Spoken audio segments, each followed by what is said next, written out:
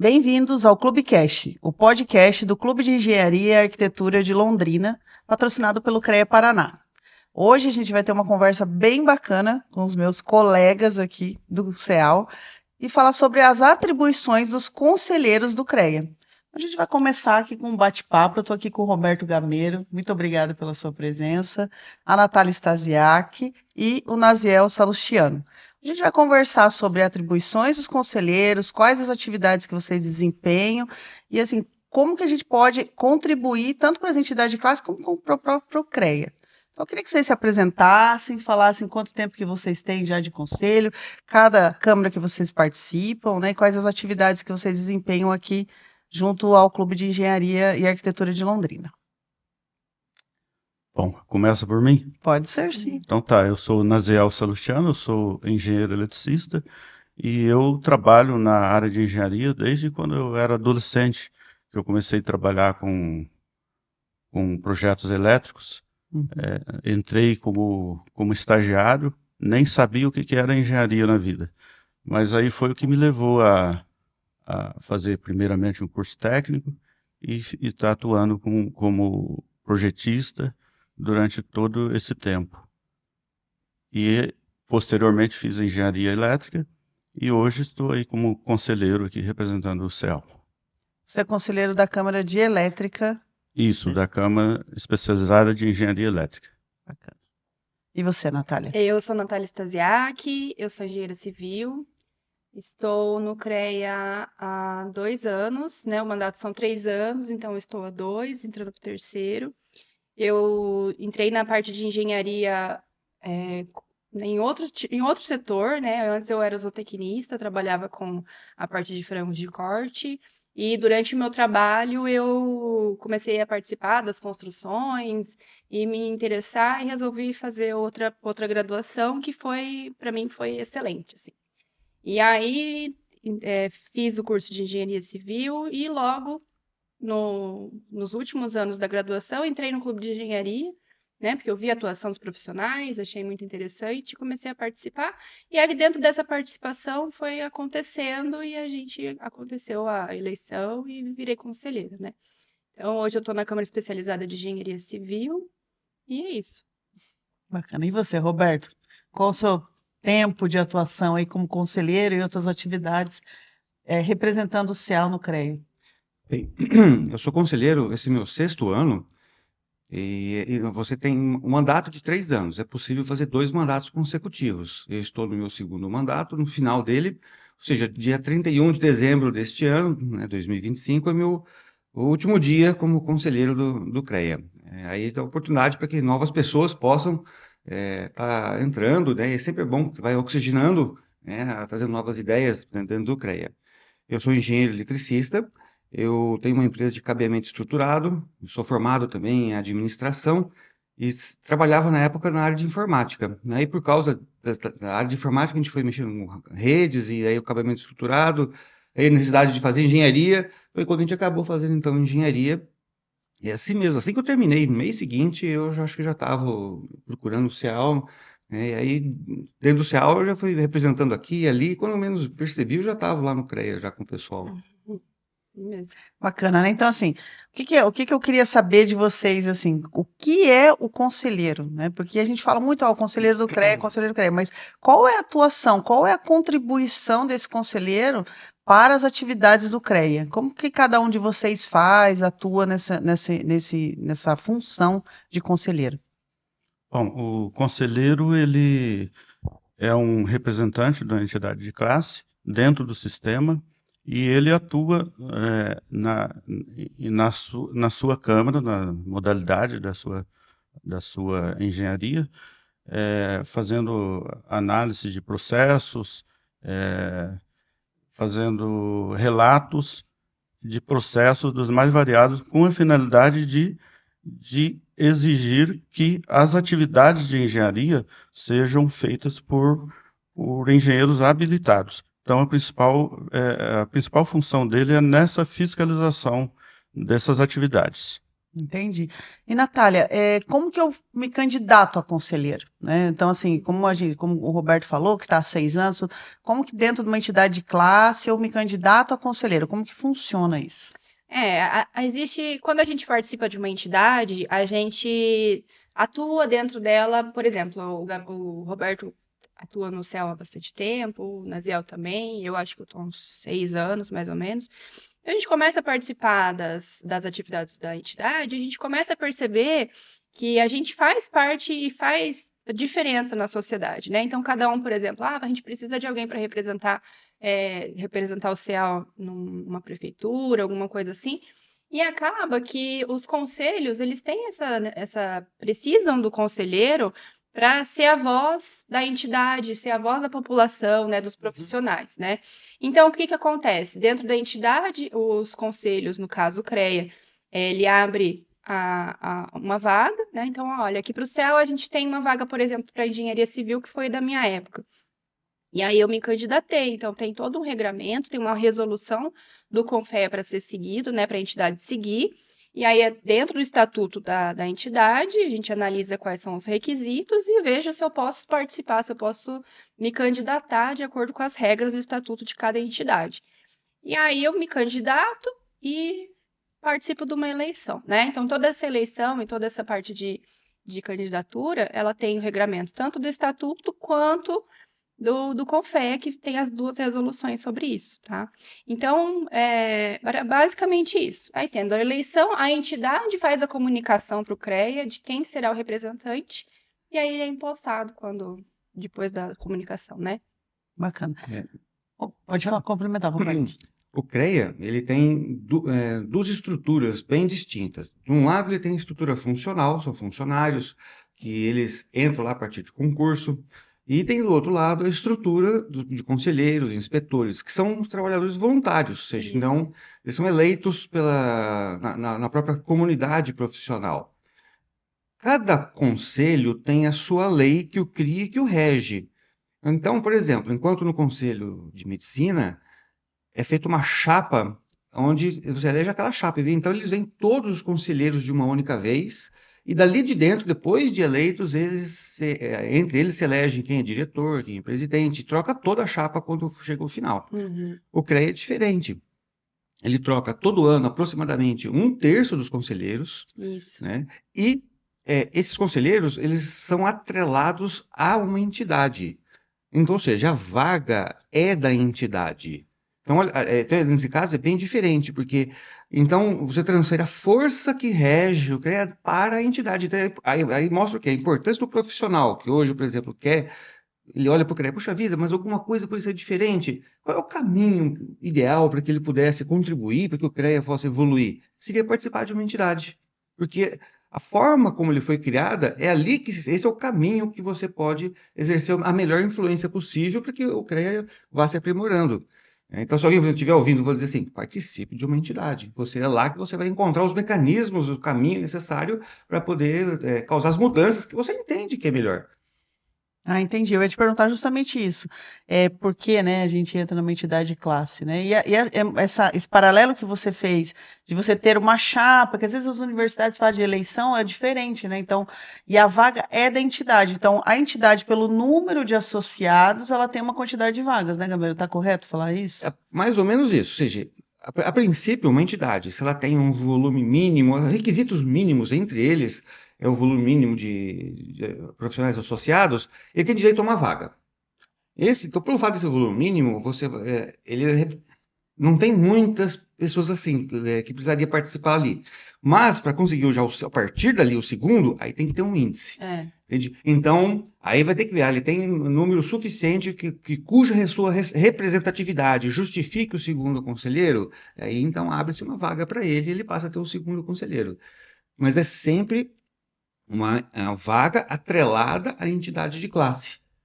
Isso daí muda bastante. Eu lembro quando eu cheguei lá, quando às vezes eram coisas mais polêmicas, aí não tinha dúvida, né? Às vezes o pessoal estava explicando, eu já estava aqui no celular perguntando para o outro conselheiro mais experiente do CEAL, olha, qual é a posição do CEAL sobre isso? Porque eu estava lá não para defender apenas, ou seja, aquilo que eu acredito que era melhor para a engenharia, mas é sempre do ponto de vista daquela entidade, porque a vaga é dela, né? Então, essa visão é importante que o conselheiro tenha quando ele atua lá dentro. Ah, muito interessante. Porque a gente fica nessa dúvida, né, de como que você vai trabalhar e como que você vai representar. Na verdade, as decisões tomadas dentro da entidade de classe são levadas pelos conselheiros. Eu tenho mais uma pergunta em relação, porque nós, né, do CEAL, temos representatividade em várias câmaras. Então, temos engenheiros mecânicos, eletricistas, engenheiros civis, engenheiros químicos. Então, como a atuação do CEAL é forte, né, nessas câmaras. Praticamente nós temos em todas as câmaras representantes, né, Naziel? Sim, a gente tem representante em praticamente todas as modalidades. Acho que, se eu não me engano, só falta a segurança do trabalho e a agronomia, mas as demais todas têm representante. Tá? E é muito importante, o conselheiro, ele atua dentro da sua câmara, olhando os processos da sua modalidade, mas ele participa também de várias comissões, como a comissão de ética, a comissão de tomada de contas, renovação do terço, onde envolve todas as demais modalidades. Então, um conselheiro de uma modalidade, ele pode verificar processos também de outras modalidades. Na questão de emitir relatórios, de tomar as suas decisões de julgamento das infrações que porventura ele julgar necessário. Bacana. Agora é a pergunta que você já puxou a segunda pergunta, hein? O que faz o conselheiro, né? Então, você falou de infrações, de autuações, de análise de processos, relatórios. Qual que é a atividade? Então, eu sei que mensalmente, a cada 40 dias, vocês têm que participar, têm que fazer reuniões, existe a plenária. Então, qual é o processo, né? Você tem lá um sistema, você recebe processos, como funciona? Sim, os processos são distribuídos para os conselheiros das câmaras, né, os processos das câmaras, da sua modalidade, são distribuídos para os conselheiros daquela câmara. Mas os processos que são de comissões, eles são distribuídos para os integrantes daquela comissão, exatamente, Que daí os é uma membros comissão dela. mista, né? Não é uma comissão Exatamente. só. É uma comissão mista. Então, ele escolhe as comissões que ele vai atuar. Aqui no CEAL a gente tem uma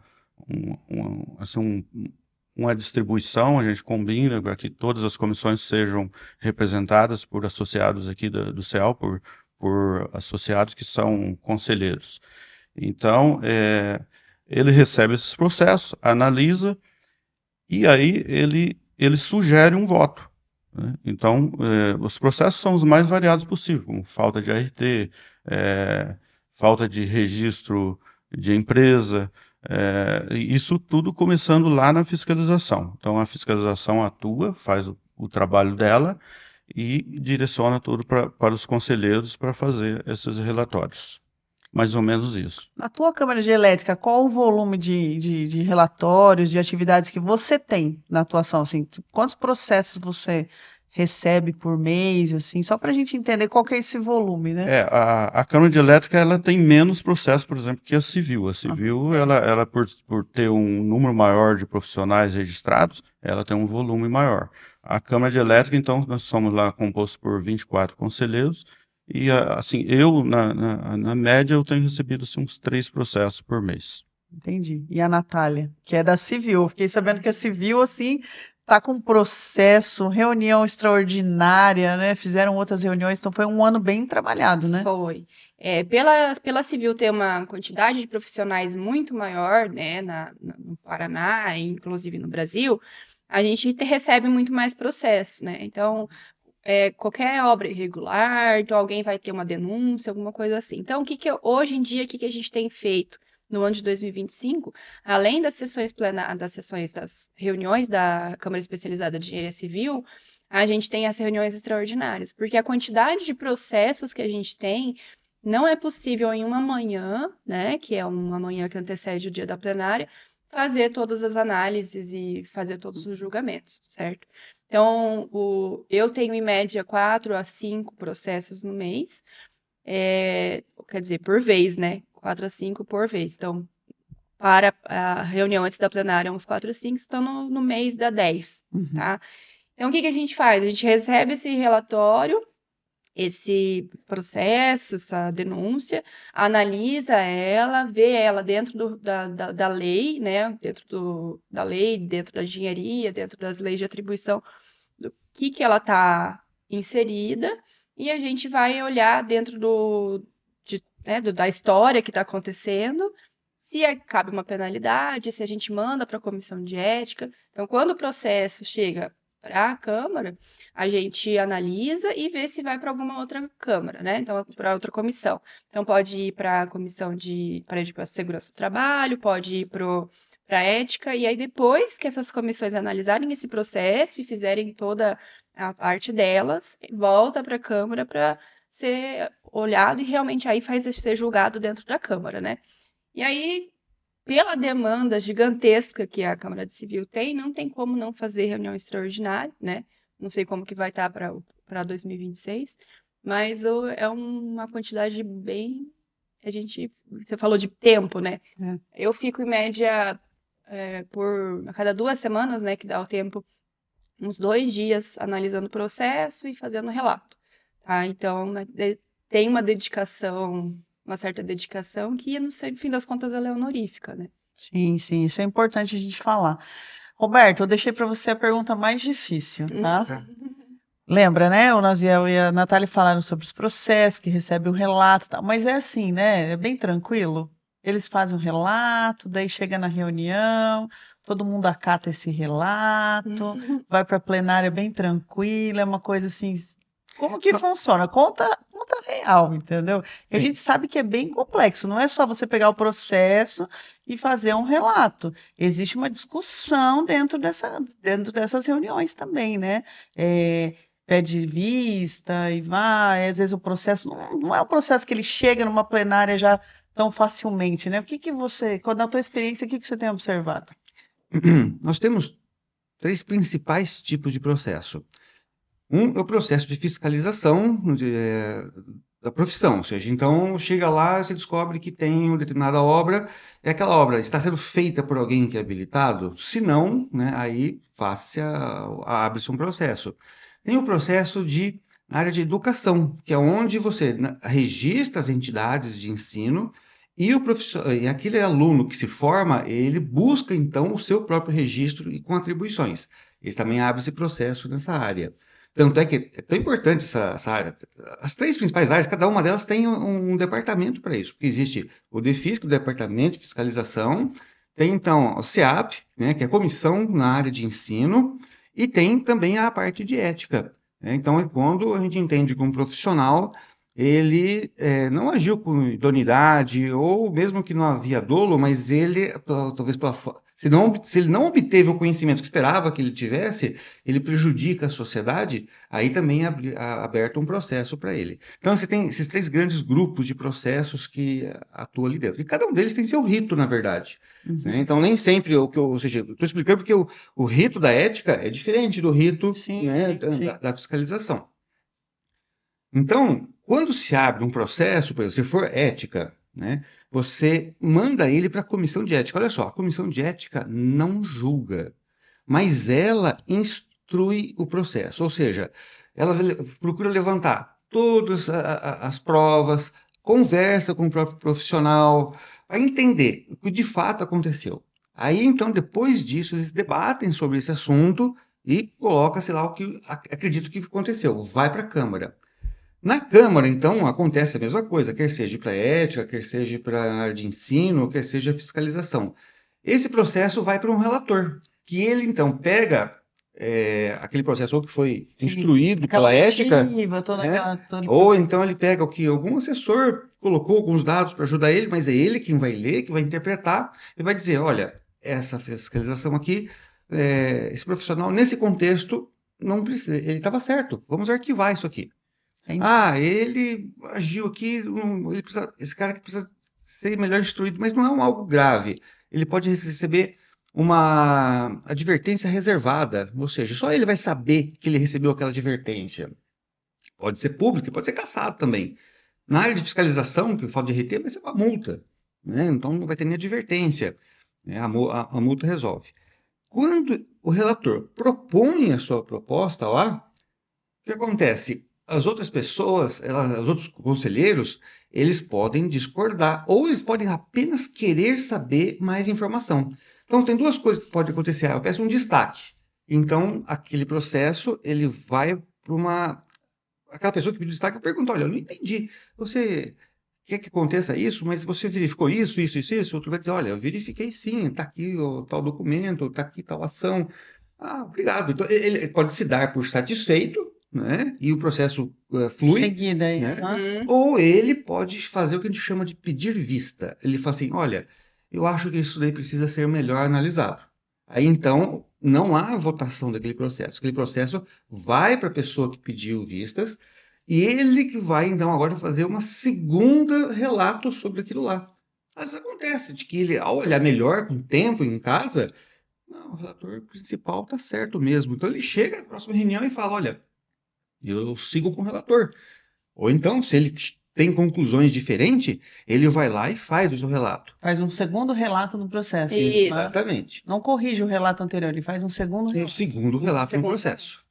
E existe a opção da segunda vistas. Ah, entendi. Então, aí o cara relatou a parte dele e alguém fala assim, olha, mas nenhum de vocês dois acho que está certo. Eu acho que o caminho é um outro. Ele pede vistas, aí está um segundo relato.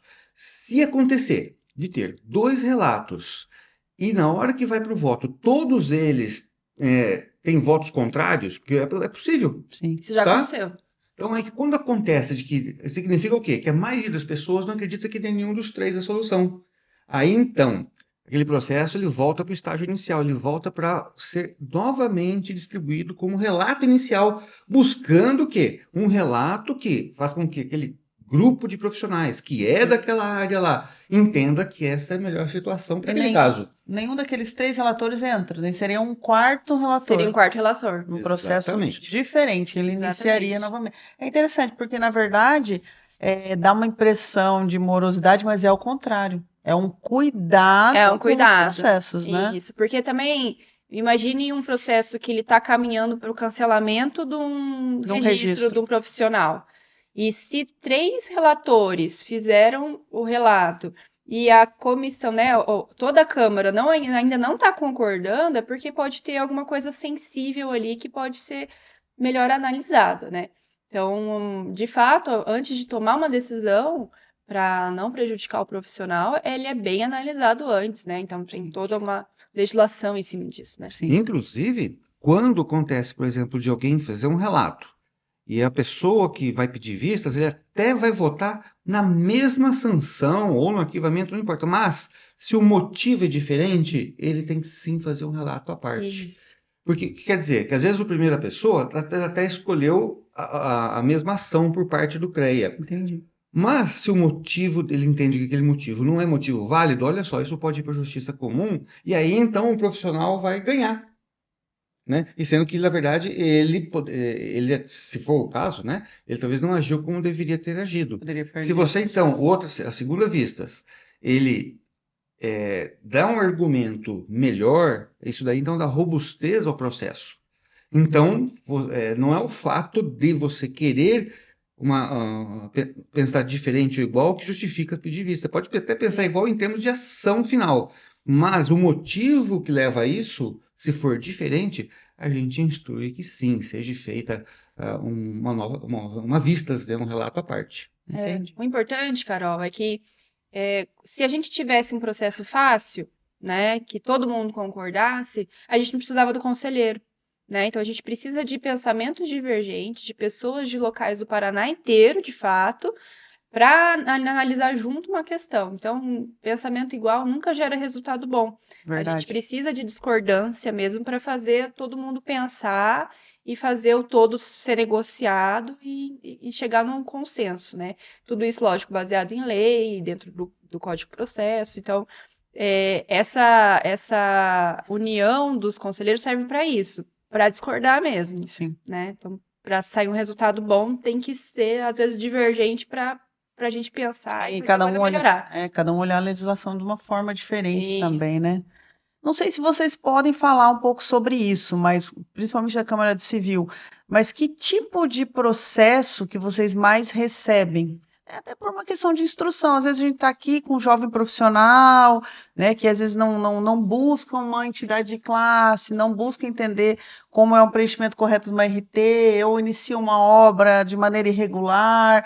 Qual que é o processo assim de cada um aqui de vocês, assim, que vocês veem com mais frequência, até por uma questão de instrução? Não sei se vocês podem falar, né? Eu sei que tem processo que não é possível falar. Eu diria que acho que de registro de profissional é o que mais tem, né? Porque que muitas vezes ele sequer até passa para os próprios conselheiros. Ele é o que a gente chama de ad referendum, né? Que aí então o próprio coordenador ele faz isso. Acho que eu esqueci de falar no começo. Eu sou coordenador da Câmara de Engenharia Elétrica. Então existe uma série de processos que passa da mão do coordenador e do adjunto. Aí eles são todos públicos. Qualquer conselheiro ele pode consultá-lo, né, na próxima O reunião. registro profissional seria, ele terminou a universidade, manda os documentos e se registra. Esse é o processo que vocês mais Isso. têm. Porque, e ele tem que ser um processo, porque o profissional ele faz o curso dele, aí então não é o fato de ele ter feito engenharia elétrica que ele vai ter todas as atribuições. Aquela universidade, aquela faculdade que ele está, se por algum motivo ela escolheu um caminho mais específico, a ênfase específica num determinado setor, mas pode ser que para isso ela teve que dar menos matéria de outras áreas. Então ele pode ter menos atribuição. Entendi. Então é isso que é olhado nesse momento, a hora que ele faz o registro. Que tipo de atribuição você vai dar para ele? E você leva em consideração as matérias que ele Na estudou. elétrica tem nessa questão, né? Tem. Tá tendo também bastante processo de registro de novos cursos, né? Principalmente o EAD, né? E em relação à atividade mesmo, a gente tem processos variados, como falta de ART, falta de registro de registro de pessoa jurídica. Então, o importante que você falou aí sobre orientar os alunos, por exemplo, é que as atividades de engenharia, elas têm que ter um responsável técnico. Então, esse é o principal papel da gente de fiscalizar isso. Então, existem muitos processos que são levados por conta da falta de Da falta de responsabilidade prática. técnica, ou também de exercício ilegal da profissão. Sim, porque às vezes também ele preenche a RT, mas se existem outras atividades, mas ele preenche, por exemplo, com uma única atividade e ele está exercendo outras atividades também. Sim. Às vezes tem a RT, mas a RT também está Uhum. incompleta, né? Isso, tem preenchimento errado de ART, mas o que pega mesmo às vezes é a falta de ART, né? Então não tem ART para Então, aquela a atividade. fiscalização passou numa obra, passou numa atividade, não tinha o profissional habilitado, encaminha para vocês e daí faz. Exatamente. As fiscalizações de rotina, por exemplo, elas vão verificar se tem, por exemplo, numa edificação, se tem ali as ARTs de manutenção dos sistemas. Então, você tem lá SPDA, por exemplo. Tem a Uhum. instalação, que é obrigatório ter a manutenção. Então, se tiver ali tudo documentado, está ok. Se não tiver, então também é feito um processo para cobrar isso aí, né? Na verdade, muitas dessas atividades elas são cobradas através de um comunicado de fiscalização, que acaba nem virando um processo, porque isso é um comunicado de fiscalização, é um documento que só alerta ali o prédio, o síndico, no caso, que está faltando aquela RT, e normalmente ele já regulariza rapidamente. Aí os processos que não são regularizados, daí sim ele acaba chegando nas câmaras. Bacana. Natália, a minha pergunta é também sobre esse processo, mas daí mais específica, porque como eu sou suplente, né, em algumas reuniões eu participei, eu observei muito a questão do CAT, né, do acervo técnico, O né? acervo Então, técnico. eu queria que você falasse um pouco sobre isso. Eu tenho observado que muitas pessoas têm agido de má fé em relação aos acervos técnicos, principalmente na Câmara da Civil, né? Sim.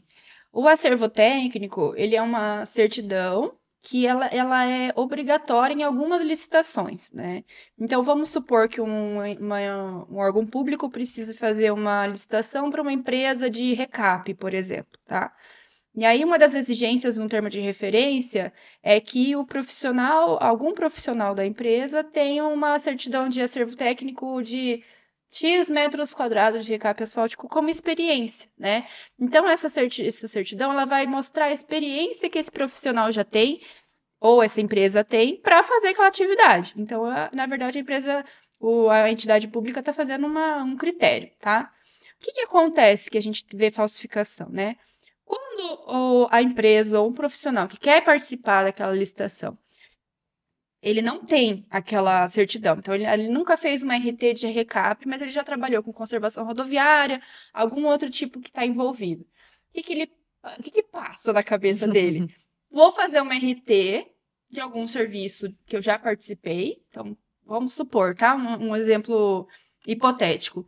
Eu participei da conservação rodoviária, mas era, sei lá, Capina, e eu vou colocar que eu fiz uma RT aqui de recap asfáltico com a minha empresa, né?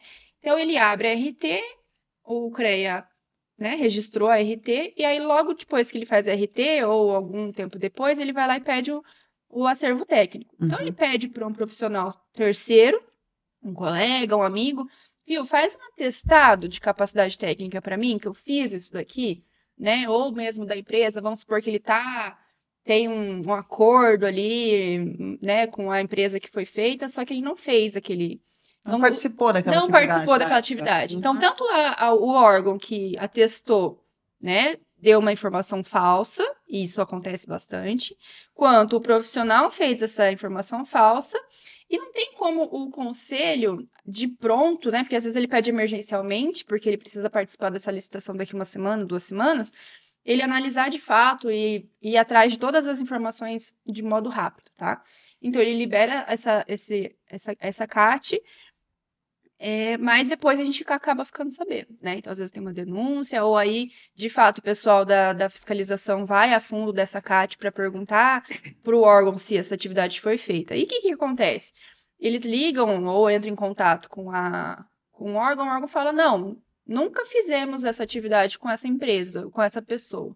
E aí a gente entra, vai para a ética, porque houve uma falsificação do documento para propiciar que ele participasse de uma licitação e ganhasse indevidamente aquela licitação com um requisito falso. Sim. Ou seja, então ele não tinha esse acervo. esse acervo, ele não tinha essa experiência e ele começou a participar. Pode ser que dê muito certo, né? Pode ser que ele já tenha alguma experiência, mas pode ser que não. Então acaba que a entidade pública, ela acaba podendo ser prejudicada, né? Então, a gente faz esse tipo de fiscalização. Esse é o problema da CAT. Entendi.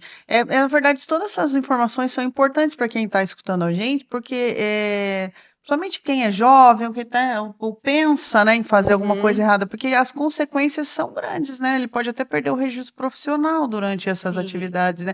Ou durante essa fiscalização e essa análise, né? De não fazer essa documentação. Não é essa a função do conselheiro, né? De sair tirando registro das pessoas, mas é o exercício profissional, né? A gente estava comentando, a gente fez uma prévia, né, da nossa conversa aqui, e o Naziel falou muito sobre isso. Qual é a função do CREA, né, em relação a essas análises que os conselheiros fazem, né, Naziel? Exatamente. É importante ressaltar na questão do profissional que ele está entrando agora no sistema, o recém-formado, porque às vezes ele pensa que, por exemplo, um serviço é ele assinar um RT.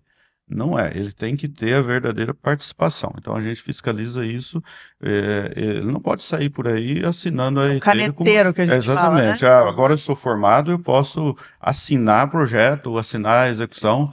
Mas nem sei onde é, né? Ele tem que efetivamente participar. Então, se ele incorrer nesse erro, ele vai ser punido aí por acobertamento e pode sofrer sanções. Então, é importante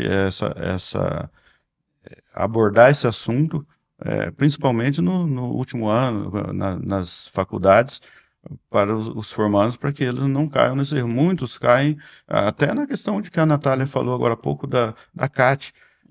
Até um tempo atrás, precisava que fizesse laudo da RT, né, para a CAT. Então, muita gente pedia favores, né, assina aqui para mim e tal, o cara ia assinando. Então, não pode ter essa irresponsabilidade. A gente tem que defender a nossa profissão, não podemos manchar a imagem da profissão que a gente atua. Então, o nosso principal papel é isso, você está defendendo, fiscalizando para que a gente tenha valorização das nossas atividades, agindo dessa forma aí, né, buscando coibir esses erros que são cometidos.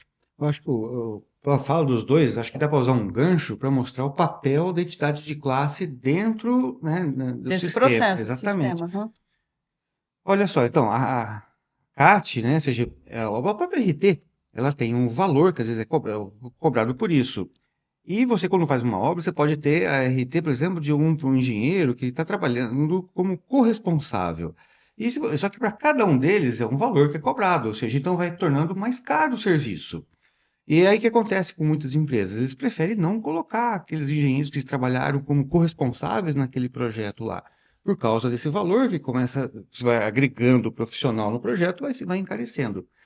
Então, o CEAL, por exemplo, né, acho que o próprio Naziel é um dos arautos dessa necessidade, né, é de que os corresponsáveis, o valor que vai ser cobrado é de 20%, ou seja, o objetivo é o quê? É facilitar o processo para que os novos que estão chegando criem seus próprios acervos. Então, olha só, é a entidade exercendo sua influência dentro do conselho para que o conselho possa tornar-se cada vez mais eficiente, né? Então, por exemplo, um tempo atrás, o Costa Branco, que foi presidente aqui do Clube de Engenharia e Arquitetura de Londrina, ele fez uma proposta onde o professor teria também a sua anuidade num valor simbólico. Porque o professor que é exclusivo, ele não está fazendo serviço lá no mercado, ele está ensinando. É. Né? E muitas vezes faz com que ele, então, não tenha o seu registro. Ele, ao não ter seu registro, ele não Tá está inserido, dentro. né? Ele não está inserido no sistema. A gente quer que eles participem. Então, olha, é mais uma bandeira que o CEAL tem levantado já há algum tempo, lutado por isso dentro do sistema. Para quê? Para que os professores tenham uma anuidade que seja simbólica, para que ele venha, para que ele participe. Né? Nós precisamos deles. Tá? É Sim. importante. Então, só estou querendo mostrar como que são ações que vai acontecendo do CREA e a entidade de classe ela é fundamental. Porque ela já tem vários conselheiros, ela conhece as pessoas que estão lá, sabe, conhece o processo, então ele usa esse processo a fim de fazer as mudanças que são necessárias para, no final, beneficiar quem? Primeiro, a sociedade. Daí, em segundo lugar, né, a profissão. Acho que esse também é um outro ponto que precisa ser ressaltado. Muita gente, às vezes, fica um pouco chateado com o CREA, né, porque a visão Não dele fiscaliza, não a visão dele é a sociedade. Mas acontece que a lei que criou os conselhos foi clara. Ele está lá para proteger a sociedade.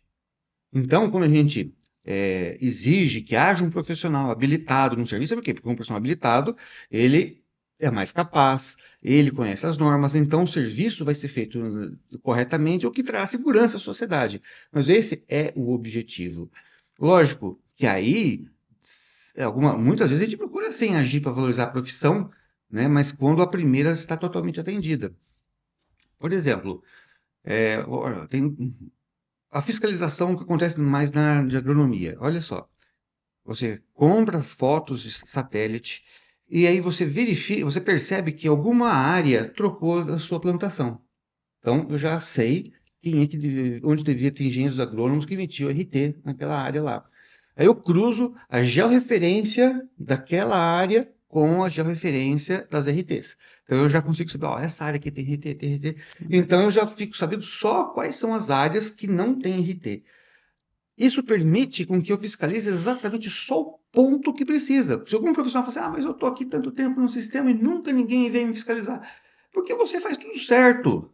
E a gente consegue perceber que você faz tudo certo. Então não tem necessidade, né? É isso. Se eu mandar um cara fiscalizar o seu serviço lá, eu estou perdendo meu tempo.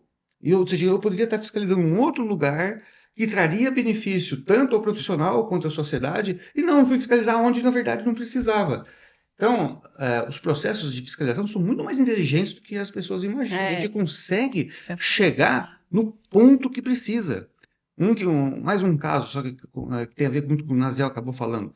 A gente consegue perceber que uma empresa foi criada. Isso é fácil, com os órgãos do governo, e foi criada com tal KNAI. KNAI que tem a ver com relação à engenharia. Eu não fiscalizo nesse momento. Por quê? 90% hoje das nossas empresas, elas morrem nos primeiros 3 anos. Sim. Então, se eu fiscalizar agora, vamos supor que eu tenha 100 empresas, 90 delas vão desaparecer. Se qualquer uma delas que eu fiscalizar, foi perda de tempo, porque elas sequer, né? Vai seguir, né? Então, o que eu faço? Eu não, né? A gente espera 3 anos, aí onde somente 10 daquelas empresas estão ainda no mercado, aí a gente manda um comunicado, que era o que o Naziel falou. O comunicado, ou seja, ele instrui aquela empresa do que ela precisa ter um profissional habilitado, né, registrado na empresa dele. 12% das empresas se regularizam somente com um comunicado. Ou seja, eu não precisei mandar um fiscal ir lá. Entende? Ou seja, foi uma forma barata, né, que eu consegui ajudar com que algumas empresas contratassem o engenheiro no corpo técnico dela. Né? Então, ou seja, então a gente tem várias coisas que são feitas, né, que trazem benefício, né, à sociedade, ajuda o profissional a se colocar, ajuda o profissional a ser valorizado e de forma inteligente. Né? Então, e às vezes as pessoas não veem isso. Por isso que eu acho que eu resolvi contar. Porque, sabe, assim a gente atua e consegue atuar aonde, na Ninguém verdade, está entra no precisando. carro e sai. Vou Isso. fiscalizar a rua tal. Tu precisa, vem um Entende? negócio de areia aqui, vou parar aqui. Não é assim que Eu não tinha funciona. parado para pensar essa questão do georreferenciamento da RT. Claro, né? Faz todo sentido. Você pega pelo e vê aquela região e fala, não, essa região está coberta por um número X de RTs. Então, entendo que numa estatística essas obras estão sendo acompanhadas. Isso. Interessante É bem isso, legal. né? É legal É isso. eficiente, né? É. Porque, no fim das contas, o serviço público ele tem que ser eficiente. Então, se o CREA não buscasse essas ferramentas, né, aí a gente poderia ouvir falar, né? Ah, porque o CREA não faz nada. Não. É, O CREA ele é eficiente nas suas fiscalizações, e assim como a polícia, né? Por exemplo, eu não saio como polícia olhando, encontro o abordando. gameiro na rua, deixa eu ver esse documento, deixa eu ver se você tá certo. Não é assim, né? Então, eu vejo o gameiro fazendo algo errado, eu vou lá olhar o que ele está fazendo, perguntar Sim. para ele o que está acontecendo. Então, o papel do CREA segue a mesma linha, né? É verdade. Tem que ter o indício. Né? Então, Tem você que tem um Isso indício de mesmo. que ali tem uma Isso atividade mesmo. irregular, então Essa é a vamos palavra. fiscalizar. Né? Então, por exemplo, no caso da Civil, além também das fotos, que também é possível, até foi feito um trabalho numa cidade, onde você consegue ver aonde está tendo construção, e você pode fiscalizar lá, mas também é fácil de você ver onde tem movimentação de material de construção na frente, então é fácil de você fiscalizar. E é claro que tudo isso leva, quando você fiscaliza o exercício da atividade profissional, você, além de estar fomentando a profissão, né, porque se não tem ali um profissional, vai se obrigar a que contrate. Então, quer dizer, você está fomentando e está valorizando também a profissão. E, em paralelo, também você já vai puxando a defesa da sociedade, porque você está garantindo que aquele proprietário daquela obra ou aquela atividade, que ele contrate um profissional e que não seja feito ali um trabalho por um leigo. Isso mesmo. Como que vocês se preparam para ser conselheiros? Vocês fazem treinamento, o CREA fornece um treinamento, porque assim, são muitas legislações, né? Muitos estatutos que vocês têm que ler. Como que funciona? Existe um portal, existe um processo aí de treinamento? Olha, Principalmente vocês estão mais experientes, mas os pode. recém-chegados aí, ou as pessoas estão assistindo a gente e falam assim, puxa, eu vou me candidatar, vou lá entrar no CEAL, vou começar a participar porque eu quero ser conselheiro, né? Como que ele se prepara para isso? Quando a gente toma posse, então na primeira reunião que tem, na primeira semana que tem um treinamento, né? Então a gente, ao invés de chegar lá e já ir para uma câmara técnica, existe um treinamento dos conselheiros. E além desse treinamento no primeiro dia, existe um portal dentro do CREA que chama Portal do Conhecimento, que durante a caminhada dos 3 anos, né, são 3 anos prorrogáveis por mais 3, se for eleito novamente, né? Você pode fazer essa caminhada dentro do portal. Então, durante esses anos, você vai fazendo lá os questionários. Então, tem todo um treinamento online do CREA que você consegue ir fazendo, né? Fazendo mesmo um treinamento do que você está passando, né? E às vezes, por exemplo, eu estou terminando o segundo ano de mandato, do primeiro mandato, eu vou fazendo a trilha do Portal do Conhecimento e tem coisa que, de fato, às vezes eu não vi, ou algum processo que passou na minha mão que na hora eu não entendi direito, foi feito vistas por alguém, e aí eu, né, fiquei um pouco na dúvida, e aí ele aparece lá a resolução, qual lei que está abrangida, então ali a gente consegue ter um conhecimento contínuo, né? Então, nosso Bacana. treinamento é contínuo. Né? Porque toda hora parece uma coisa diferente, né? Exatamente, é contínuo e o conselheiro, ele tem que estar atento às mudanças, novas resoluções que vão surgindo, ele tem que estar acompanhando e a gente participa de muitas palestras que são realizadas dentro do sistema, tanto na ética quanto dentro das câmaras. A gente sempre tem a gente tem uma Reciclagem, né? exatamente, a gente tem uma assessoria que está atenta, pelo menos na nossa câmara, às mudanças de resoluções, então são todas repassadas. É claro que o conselheiro ele tem que ser dedicado também a isso, ele não pode cruzar os braços e achar que ele sabe tudo, então as coisas vão mudando, as resoluções vão surgindo e ele vai acompanhando isso. Então, o conselheiro, ele tem que, apesar de ser um trabalho honorífico, se ele entrar para conselheiro, ele tem que vestir a camisa e se dedicar para essa função. Sim, eu queria aproveitar, né, já agradecendo que a gente já vai finalizar aqui o nosso podcast, mas antes de finalizar, eu queria que cada um de vocês falasse um pouquinho, né, sobre o que vocês, um conselho do conselheiro, um conselho do conselho para quem quer participar, para quem gostou, né, dessa atividade, quer estar mais por dentro dos assuntos. Então, eu queria que cada um de vocês fizesse um comentário final aí sobre o nosso podcast. Olha, como eu falei agora nessa última fala, então, a pessoa que quer ser conselheiro, primeiro de tudo, ele vai ter que conciliar o trabalho dele com o trabalho de conselheiro. E o trabalho de conselheiro, ele não é remunerado. Então, ele tem que colocar isso em mente. E ele tem que se dedicar. Então, não adianta ele, vou lá ser conselheiro, mas vou continuar fazendo minha atividade e aquilo lá deixar em segundo plano.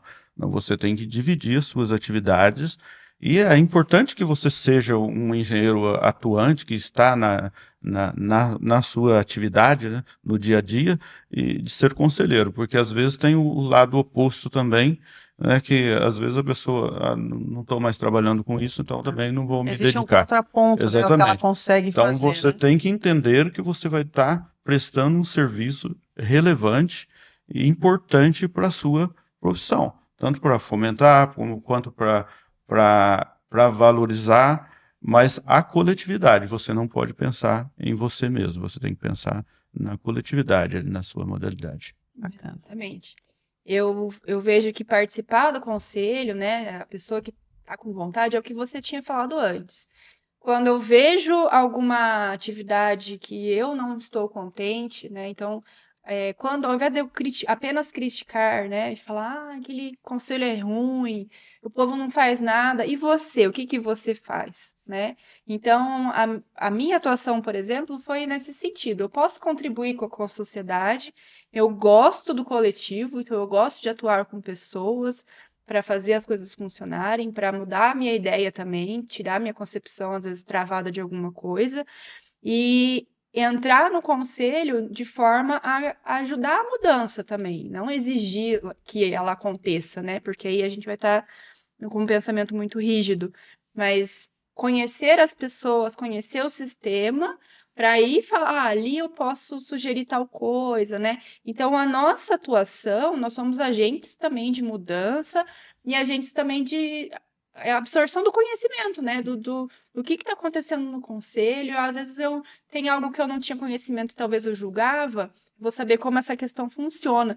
Então, eu acredito que participar do conselho é abrir a cabeça mesmo, como o Naziel falou, participar e tentar ser agente de alguma mudança. Então, se hoje em dia alguém fala para mim, o que o conselheiro fala? Então, vem aqui, vamos sentar que eu vou te explicar, porque o que a gente faz. E se você quiser, vamos lá para uma entidade. Então, vamos para o CEAL, que a gente precisa da renovação, né? Hoje em dia, o que a gente também tem o CEAL jovem, para começar a preparar os profissionais, caso eles queiram participar do conselho em algum momento, a gente tem a renovação do terço, que a gente chama, que é fazer, de fato, os conselheiros que já foram, por exemplo, eu, o Gameiro, o Naziel, uma hora a gente vai acabar nosso mandato e a gente precisa de uma renovação.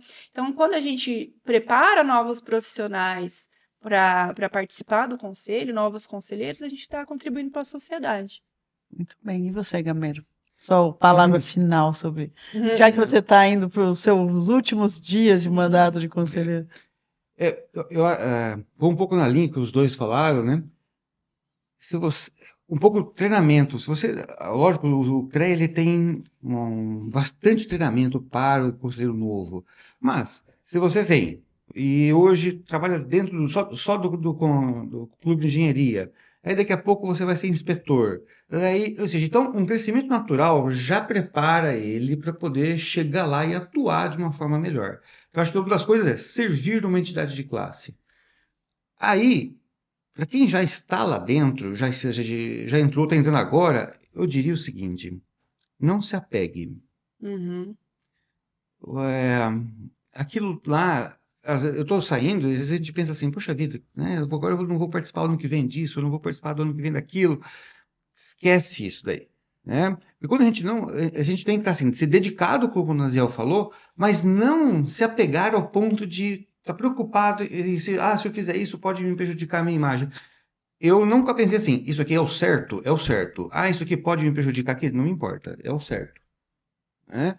Então, eu sempre me pautei por isso daí. Né? Então, faça-se aquilo que você entende que é o certo para a engenharia, né? Que é o certo para proteger a sociedade, que é o certo para potencializar a profissão.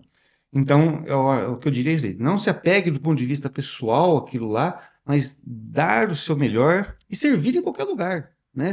Hoje eu não tenho uma vaga hoje, talvez, para você lá como conselheiro, mas se você entrar numa entidade, seja ela qual for, e você atuar lá dentro de uma forma, assim, com desejo de servir a profissão e a sociedade, essa oportunidade vai vir naturalmente.